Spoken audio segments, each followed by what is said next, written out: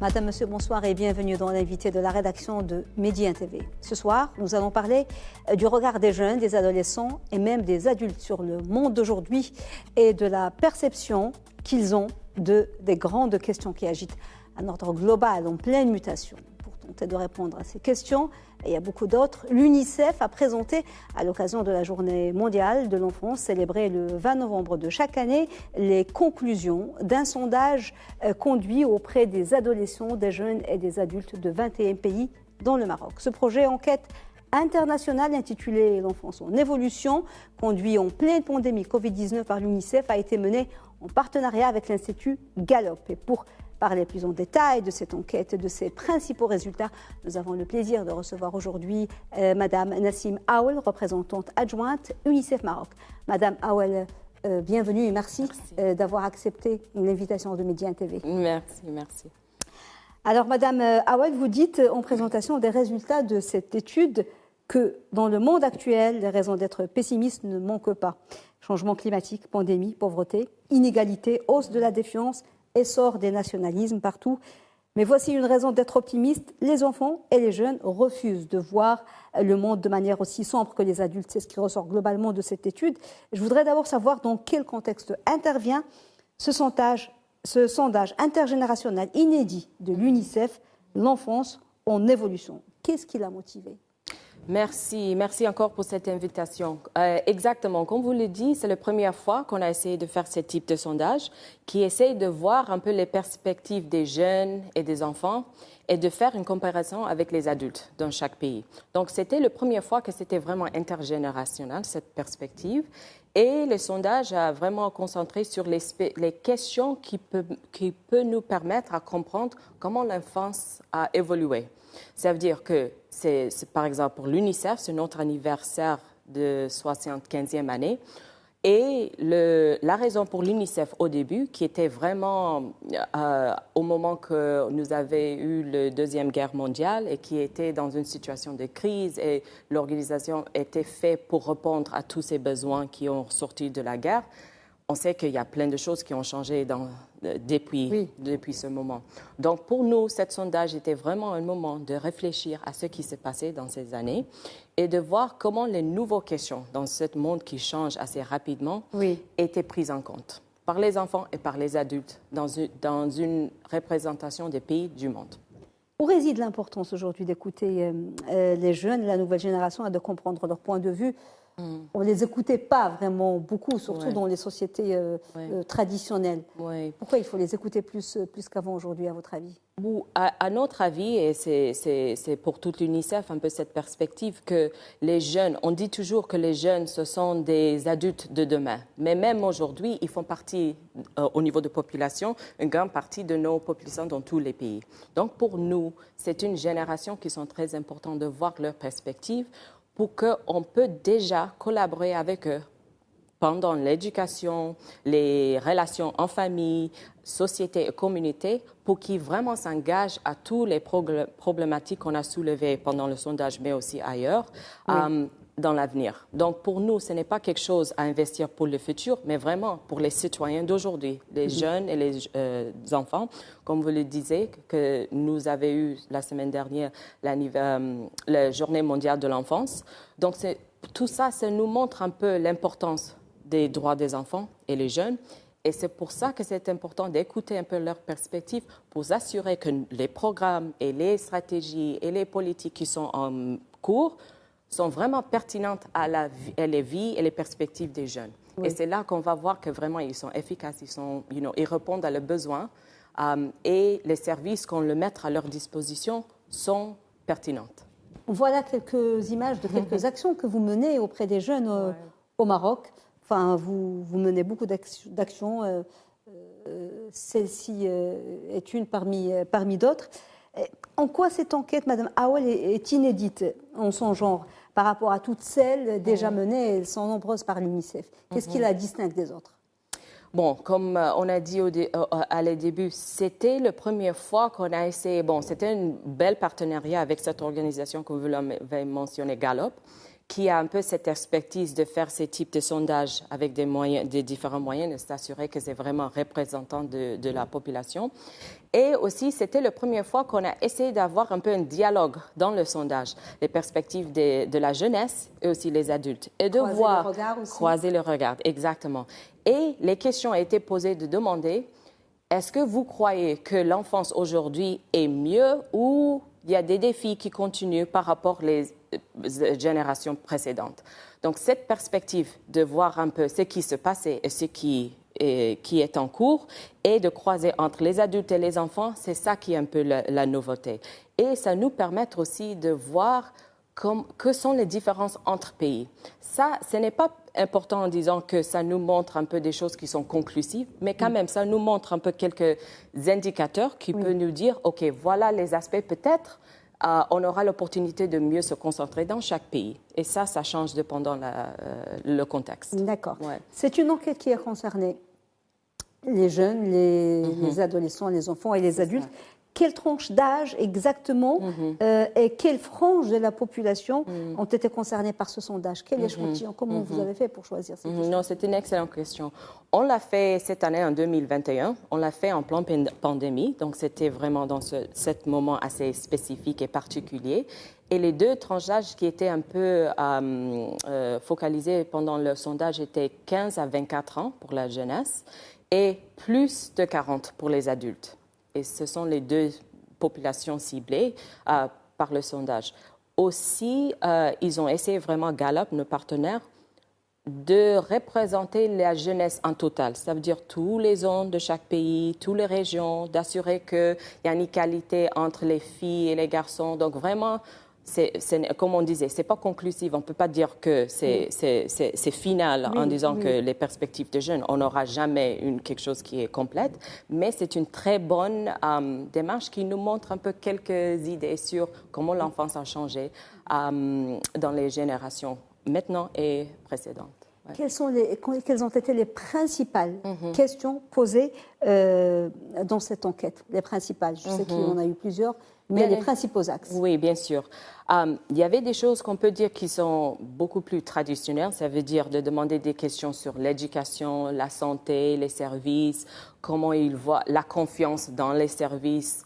Mais il y avait aussi des questions qui apportaient beaucoup plus sur les questions modernes ou bien plus quotidiennes. Ça veut dire, et comme je disais avant, c'était en pleine pandémie, donc on a utilisé ce moment de discuter des questions, par exemple, la façon que les jeunes utilisent la technologie, la façon qu'ils apprennent les nouvelles. Est-ce qu'ils sont beaucoup plus menés à avoir l'information vers les réseaux sociaux, par exemple, la confiance dans les institutions? Est-ce qu'ils croient qu'ils sont premiers des citoyens d'un pays ou bien des citoyens du monde entier? Donc, est-ce qu'ils trouvent qu'ils sont parmi un mouvement, on peut dire, global, ou ils sont beaucoup plus concentrés sur les questions de leur pays propre. Donc, il y avait tous ces types de questions qui étaient faits. Et chaque fois, en faisant cette comparaison entre âge et aussi chaque pays au niveau et le comparer avec des autres en général. D'accord. Ouais. Ce sondage a concerné 21 pays, dont le Maroc. Quel constat pour notre pays en général et pour les autres pays? On va d'abord parler du Maroc principalement et puis des autres pays. Peut-être à l'inverse, au niveau global, ce qu'on a trouvé très intéressant, c'est que la jeunesse, ce qui est bien, ont beaucoup d'espoir. Ça aussi, ça nous donne un peu une bonne... c'est quelque chose qu'on peut travailler avec. Ça veut dire que la jeunesse, même avec tous les défis qu'on a mentionnés, la pandémie et toutes les choses qui sont au courant, ils sont disposés à se prendre comme des citoyens du monde et aussi d'avoir cet esprit que les choses peuvent changer. Donc ça, d'un côté. Au niveau du Maroc, ce qui était intéressant est que la plupart des pays étaient beaucoup similaires, ça c'est un. Mais quand même, il y avait des petites différences qui sont assez importantes. C'était des pays de tous les continents? Tous les continents et de tout background et contexte, si on peut dire, des pays riches jusqu'à tout contexte. Ce qu'on a trouvé intéressant pour le Maroc, il y avait plusieurs choses. Au niveau des questions qui sont plus récentes, comme le changement climatique, le Maroc était parmi les pays qui étaient le plus intéressés par cette question. Les jeunes qui ont participé, ils étaient capables de bien citer à quoi consiste le changement climatique, même de ceux qui étaient dans les autres pays. Aussi, au niveau de... mais ce qui était un peu différent, par exemple, au niveau de l'éducation, au niveau global, quand on s'était posé, est-ce que vous croyez que cette génération est mieux placée par rapport aux services d'éducation? Au niveau mondial, la réponse était favorable. Ça veut dire que la moitié des personnes croyaient qu'il y a un changement progressif et positif. Mais au Maroc, c'était l'inverse, que les jeunes croyaient que et encore, c'est une perspective, ce n'est pas quelque chose exact, qu'à leur avis, l'éducation n'a pas amélioré dans les générations. Il y a eu une régression au niveau de l'éducation et de l'enseignement. C'est ça, exactement. Et c'est la même chose pour tous les services sociaux, santé, éducation. Donc ça, c'est déjà quelque chose qui est intéressant. Mais encore, donc chaque fois, il y a des positifs et il y a des choses que peut-être méritent un peu de discussion. Comme on disait, au niveau changement climatique, les adultes et les enfants, ils sont d'accord que chaque gouvernement doit mener des actions très spécifiques et très urgentes pour répondre à ces questions. Au niveau de technologie et les aspects digitaux, avec la pandémie, on sait que les enfants étaient tous à la maison ou en train d'utiliser tout type de plateforme pour avoir les leçons pendant la période de confinement, les téléphones, les ordinateurs, etc. Mais après tout ça, on a vu que le Maroc est parmi les pays qui ont soulevé que la technologie n'est pas nécessairement bien pour l'éducation. Ce qui est intéressant parce qu'on est tous en train de voir comment mieux intégrer la technologie dans l'éducation, assurer que c'est une utile parmi les autres utiles qui sont à la disposition des jeunes. Oui. Même avec tout cet investissement, ils croient que ce n'est pas quelque chose qui a vraiment abouti à des résultats positifs. Oui. Et il y a des autres comme ça, des autres résultats comme ça qui sont très intéressants. Il y a des résultats aussi, parce que vous avez aussi posé des questions concernant l'âge de mariage pour les jeunes. Pour eux, qu'est-ce qu'ils considèrent comme l'âge idéal pour les jeunes n'est pas le même que pour la catégorie 40 ans et plus. Oui. Toujours, il y a un peu cette différence entre les adultes et la jeunesse. Peut-être on peut dire que la jeunesse sont beaucoup plus ouverts à des changements et proposent toujours des choses un peu plus non traditionnelles par rapport aux adultes. Ça, ce n'est pas vraiment une surprise. La question que vous avez bien citée, la question de mariage, l'âge minimum de mariage, les jeunes ont trouvé que, oui, bien sûr, le minimum est 18 ans, mais la plupart favorisaient que ça soit de 18 ans. Quand même, il y avait un pourcentage assez large, ça veut dire 30% au moins, qui n'ont pas mentionné que ça devait être élevé. Ça aussi, ça nous montre que peut-être il y a un pourcentage des jeunes qu'on doit se concentrer pour voir pourquoi ils croient que l'âge minimum ne doit pas être élevé. Donc ça aussi, c'était une question. Et comme vous l'avez bien cité, pour les adultes, c'était beaucoup moins. Donc, il y a toujours un peu cette différence entre les deux, ce qui aussi nous pose la question en tant qu'enseignants, adultes, parents, etc. Ça sera toujours important de continuer ce dialogue à la maison, à l'école, dans nos communautés, de savoir pourquoi nos perspectives sont un peu différentes.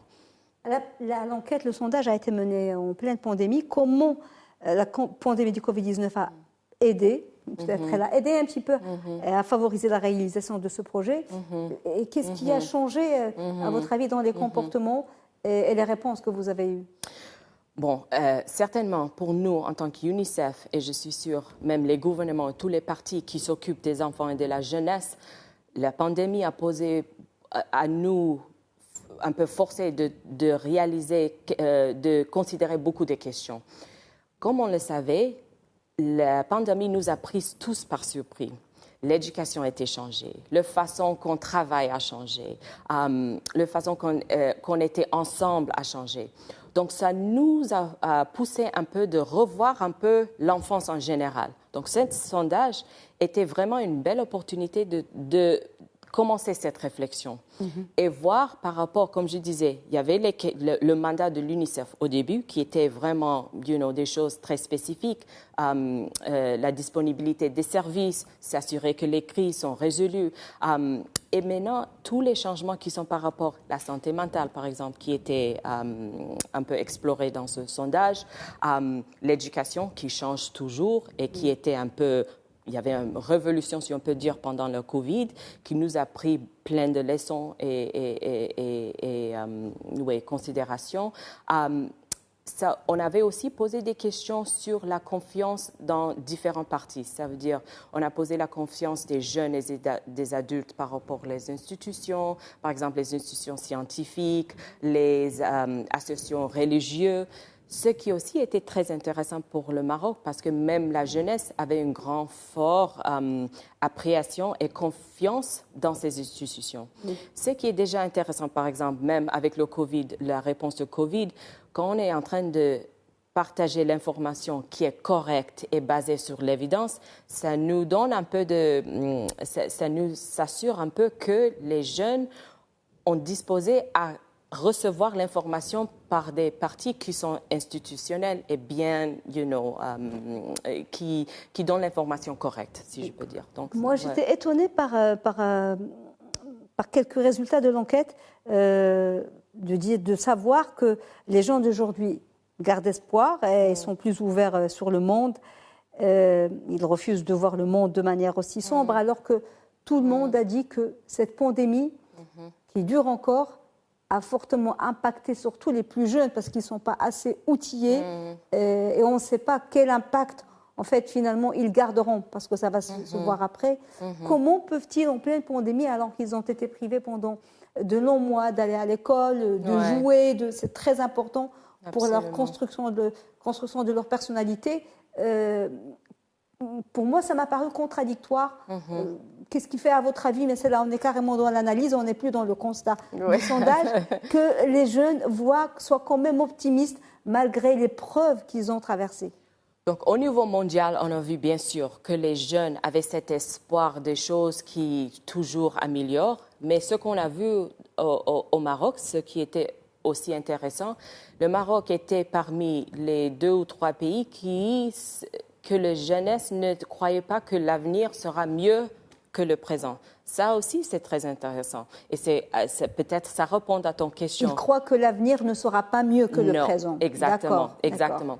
Et peut-être pas si optimiste que ça. Pas si optimiste que ça. Oui. Et peut-être c'est exactement comme vous l'avez soulevé que c'est tous ces défis qui sont devant eux qu'ils ont un peu pris en compte pour dire que bon, si on est dans des situations de la pandémie, on n'était pas avec nos amis pendant 2 années, on n'avait pas cette liberté d'être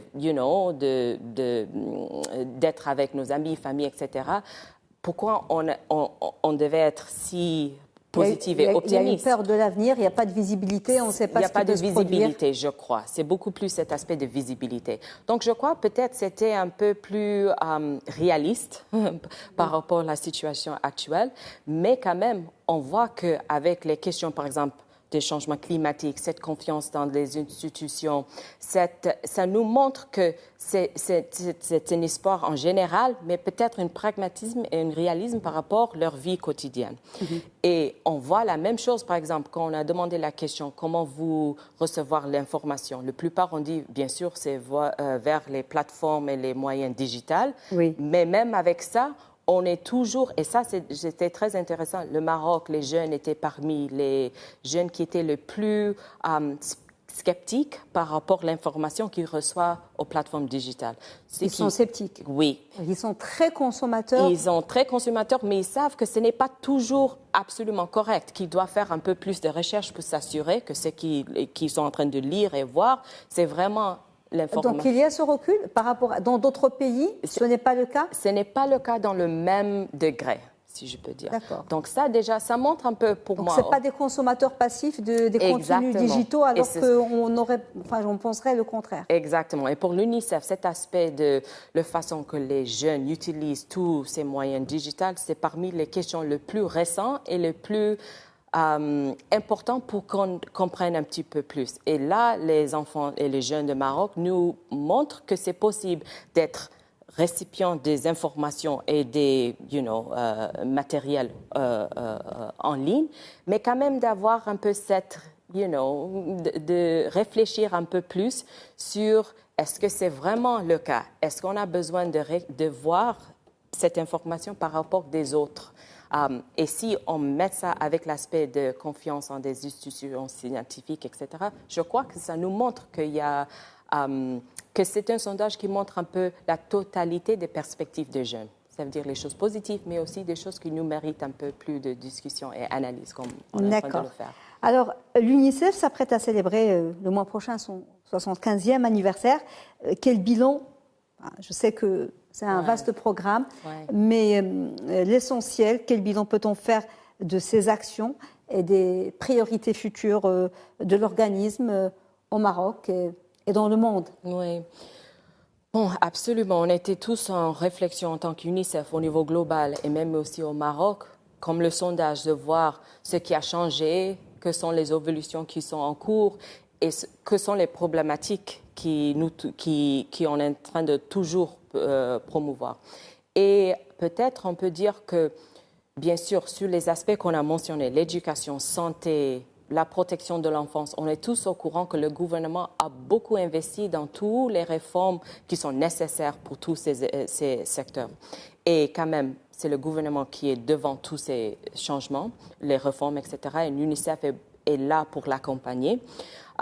Mais peut-être les aspects qui, nous tous, on doit un peu réfléchir plus, c'est tous les aspects qu'on a mentionnés qui répondent à les changements rapides dans le monde. Oui, vous avez dû adapter vos actions à ce qui s'est passé, à cette pandémie. Plus rien ne sera comme avant. Exactement. Par exemple, on a commencé par l'éducation. Ça nous a poussé de voir maintenant, avec tout ce qu'on a appris dans la pandémie, qu'est-ce qu'on doit continuer d'assurer dans nos programmes qui viennent.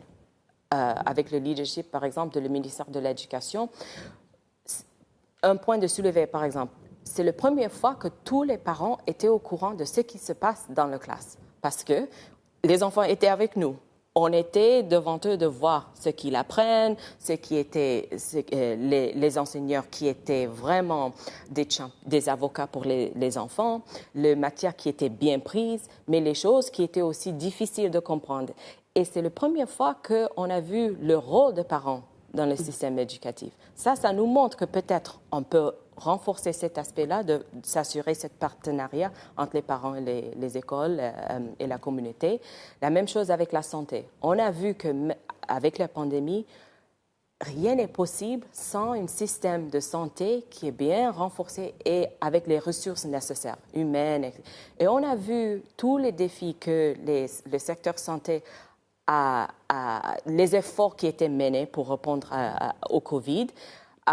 Ça nous dit encore qu'il faut qu'on toujours pousse vers ce renforcement de santé primaire au niveau local, d'assurer que les services, encore ce qui est aussi soulevé par le sondage, cet aspect d'inégalité. Il faut que toujours on s'assure que les services qui sont mis à disposition des jeunes, il n'y en a pas une grande différence dans les choses qui sont les zones urbaines et rurales. Et il y a tous ces types de questions qui étaient soulevées dans le sondage et qu'on essaie de continuer dans nos programmations avec le gouvernement. Merci beaucoup, Madame Nassim Awel. J'espère qu'on aura l'occasion de vous recevoir une autre fois pour parler amplement d'autres sujets. Absolument. Et il y aura des nouveautés. Merci d'avoir été avec nous. Je rappelle que vous êtes représentante adjointe UNICEF Maroc. Merci, madame, merci. Madame, monsieur, merci beaucoup de nous avoir suivis. Très belle soirée, excellente suite des programmes sur Média TV.